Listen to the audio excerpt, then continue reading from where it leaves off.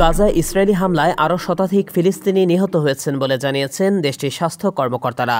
তারা জানান, ইসরায়েলি হামলায় এ পর্যন্ত গাজায় ৪৪,০০০-এর বেশি মানুষ নিহত হয়েছেন।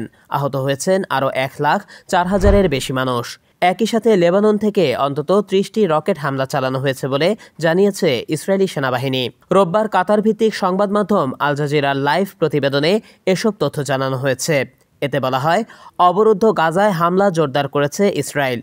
সেখানে গত ২ দিনে ইসরায়েলি বাহিনীর হামলায় অন্তত ১২০ জন ফিলিস্তিনি নিহত হয়েছেন। শনিবার ফিলিস্তিনি স্বাস্থ্য কর্মকর্তারা বলেছেন, গাজা সিটির জয়তুন এলাকায় রাতে একটি আবাসিক ভবনে হামলায় অন্তত ৭ জন নিহত হয়েছেন। অন্য হত্যাগুলো ঘটেছে গাজার মধ্য ও দক্ষিণাঞ্চলে। সামাজিক যোগাযোগ মাধ্যমে ছড়িয়ে পড়া একটি ভিডিওতে দেখা গেছে, ইসরায়েলের বিমান হামলায় আল ফারুক মসজিদে উল্লেখ করার মতো ক্ষয়ক্ষতি হয়েছে। মসজিদটি গাজার মধ্যাঞ্চলের নুসেরাত শরণার্থী শিবিরের ভেতর অবস্থিত। এদিকে ইসরায়েলি বাহিনী বিমান হামলার পাশাপাশি গাজায় স্থলাভিযানও জোরদার করেছে।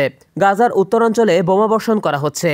সেখানে এখন পর্যন্ত আংশিকভাবে হলেও চিকিৎসার কার্যক্রম চালিয়ে যাওয়া হাসপাতালগুলোর একটিতে হামলা রয়েছে। আহত হয়েছেন হাসপাতালের বেশ কয়েকজন কর্মী। শনিবার এক বিবৃতিতে কামাল আদওয়ান হাসপাতালের পরিচালক হুসাম আবু সুফিয়া বলেন, ইসরায়েলি বাহিনী সরাসরি হাসপাতালটির জরুরি বিভাগের প্রবেশপথ এবং অভ্যর্থনা এলাকা লক্ষ্য করে একাধিকবার হামলা চালিয়েছে। তারা হাসপাতাল প্রাঙ্গণ, বৈদ্যুতিক জেনারেটর ও হাসপাতাল ফটক লক্ষ্য করেও হামলা চালিয়েছে। হামলায় ১২ জন আহত হয়েছেন বলেও জানান কামাল আদওয়ান।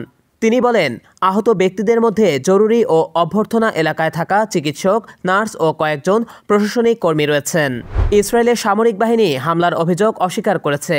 প্রাথমিক পর্যালোচনার পর তারা বলেছে, তারা কামাল আদওয়ান হাসপাতাল এলাকায় হামলার বিষয়ে অবগত ছিল না। গত মাস থেকে গাজার উত্তরাঞ্চল অবরোধ করে পুনরায় স্থলাভিযান শুরু করেছে ইসরায়েল। দেশটির সামরিক বাহিনীর পক্ষ থেকে বলা হয়েছে, তারা হামাস যোদ্ধাদের ওই এলাকায় পুনরায় সংগঠিত হওয়া এবং আরও হামলা চালানো থেকে প্রতিহত করতে এই অভিযান পরিচালনা করছে। গত সপ্তাহে জাতিসংঘ থেকে সতর্ক করে বলেছে, ইসরায়েল নতুন করে অভিযান শুরু করার পর থেকে গাজার উত্তরাঞ্চলে বলতে গেলে কোনো ত্রাণ সরবরাহ করা যায়নি। নানা ত্রাণ সংস্থা ও খাদ্য নিরাপত্তা বিশেষজ্ঞরা সতর্ক করেছেন যে ওই এলাকা দুর্ভিক্ষের কবলে পড়তে পারে। এদিকে ইসরায়েলি সেনাবাহিনী জানিয়েছে, তারা গেলিলি অঞ্চলে লেবানন থেকে চালানো হামলার রকেট শনাক্ত করেছে।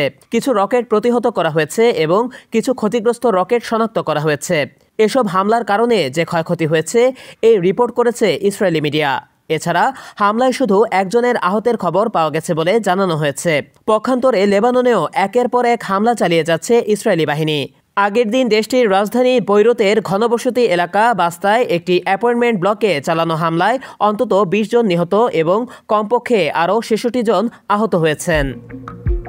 জুনায়েদ আহমেদ সৈকত, ডেস্ক রিপোর্ট, ডেইলি জবাবদিহি।